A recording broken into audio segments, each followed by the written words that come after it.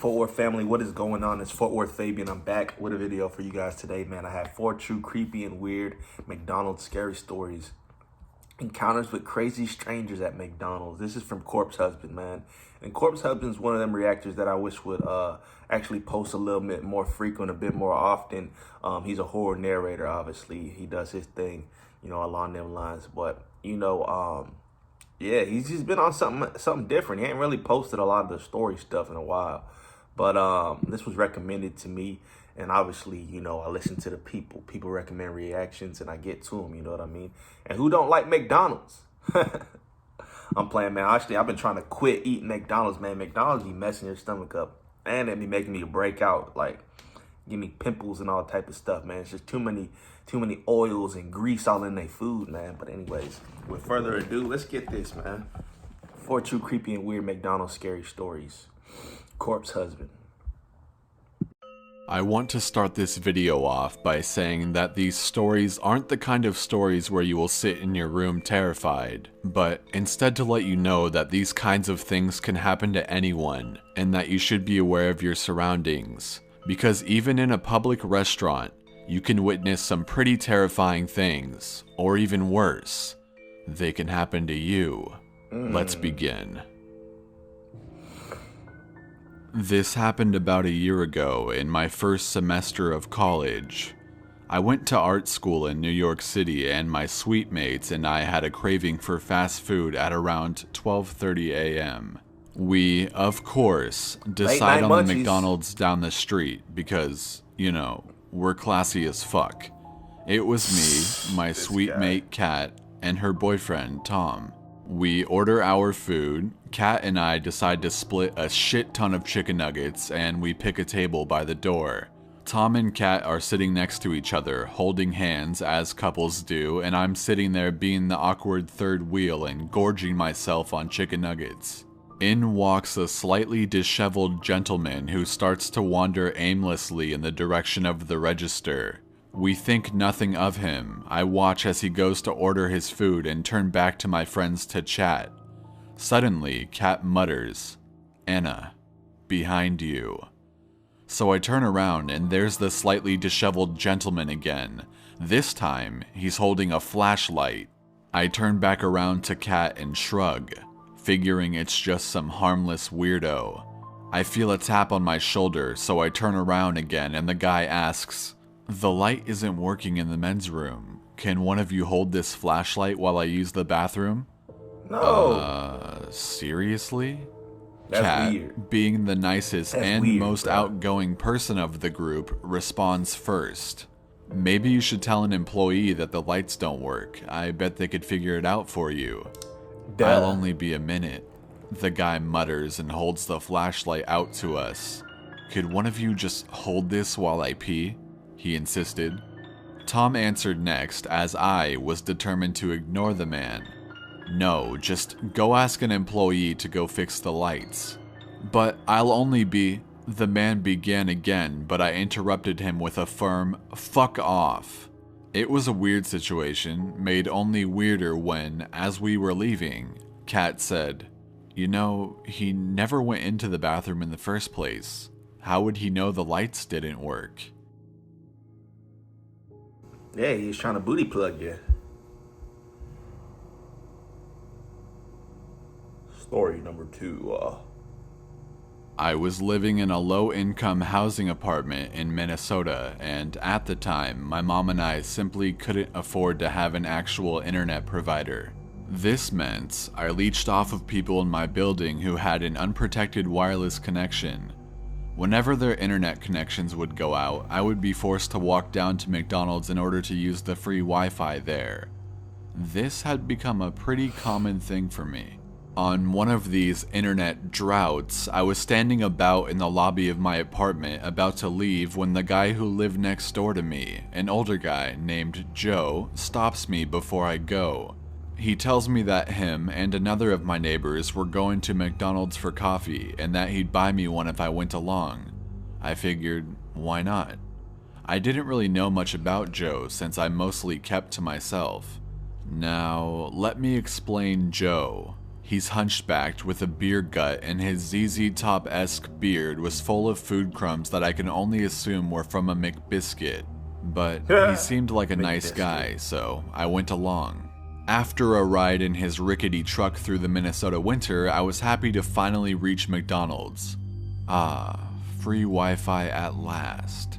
And, if Joe held up to his word, a free McCoffee as well. I sit down and fire up the laptop to soak in all that free Wi-Fi, and soon after, Joe comes back with our McCoffees.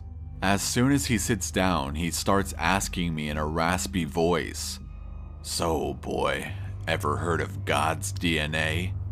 I look up from the Windows loading screen and ask, what? I was totally baffled and thinking, great, stuck with another fucking missionary. Damn it. He goes on to inform me that God's DNA is the molecules that hold the universe together. Not to mention, it's what makes men genetically superior to women. I sure as shit didn't learn that in physics class, so I blew him off, and when I got the chance, quietly ducked into another booth to browse the internet in peace. He didn't seem to notice because afterwards, a barrage of freaky bearded lumberjack dudes would come in and out of the McDonald's and talk to him for like 15 minutes at a time. I can only assume they were talking about God's DNA because I did my best to not pay any attention, but Joe and his gang of weirdos still gave me a very creeped out feeling. I could tell that they kept looking over to stare at me when they thought I wasn't looking. Having had enough weirdness for the night, I decided to duck out when he hobbled off to the bathroom. I assume only to take an epic McShit. I took my chance, folded up the laptop, and headed out to brave the cold Minnesota winter on the way back home. I reckoned that having to put up with the elements was still preferable to being around a bunch of weird-looking lumberjack creeps. I was almost back to the apartment when I heard the truck slowly rolling up and crunching in the snow. I looked over my shoulder and I saw Joe in his truck. Next to him was another one of those fucking bearded bums from McDonald's. I waved to them, but I got no response. Whatever, I thought. I went home for the night after that creepiness. But then, after that, every time I went to McDonald's, either Joe or one of his weirdo lumberjack buddies would be there. I could practically feel them leering at me. They always appeared grungy and disheveled. Forced to go to McDonald's just to use the internet, I tried avoiding them as much as possible. It almost seemed as if they knew ahead of time that I was going to be there. Considering they all had a relationship with Joe, I think it was very likely that they actually did. Eventually, someone broke into Joe's apartment and stole his bike, prompting him to move elsewhere. I learned a couple things about Joe after he left the apartment, such as that he traded most of his food stamps every month for drugs, and that he regularly told women in our apartment that he wanted to, quote, leave his body in spirit and ravish them in their sleep. Whatever that meant. After this point, I saw the McDonald's stalkers only sparingly and then never again. Weirdos. A lot of these are just like deliberate dummy mistakes though, you know what I mean? Like, why would you even agree to go to McDonald's? I've never really thought of this experience as a particularly scary one, but the feeling of being trapped strangely resonates with me to this day. For a little bit of backstory, I was going to meet up with my friends and future roommates at the realtor office. We had all met about a week previous and already pooled our money together in order to pay for the apartment's rent, a steep $3,500. I was more or less taking the lead on finding and acquiring the apartment, therefore I was also delegated to holding everyone's money. I'm a particularly timely person and don't like being anywhere late, so I managed to get to the realtor's office about 30 minutes early. Having missed lunch, I decided to just get a few things from the dollar menu at the McDonald's next door. I walk in, and it's your fundamental McDonald's. A few college kids, a few homeless people, and an older Asian gentleman sitting at a table by himself, next to the bathroom. I had to go to the bathroom, so I make my way over there and walk into the bathroom to do my thing. It's a one-person bathroom, and the door was broken a bit, disabling it from ever being able to fully close. I start to pee when I hear a few steps from behind and a weird chuckle.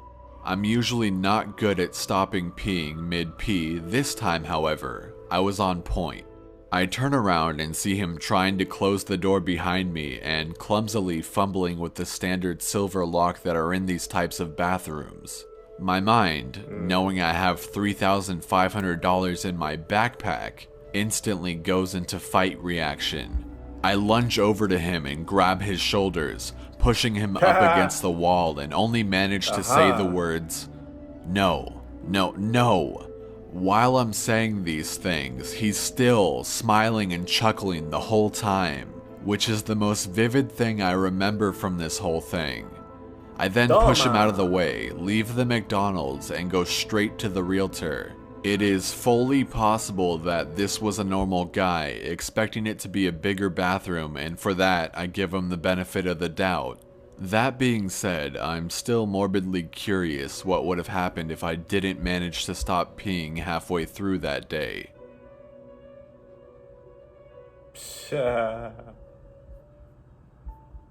He would have got you.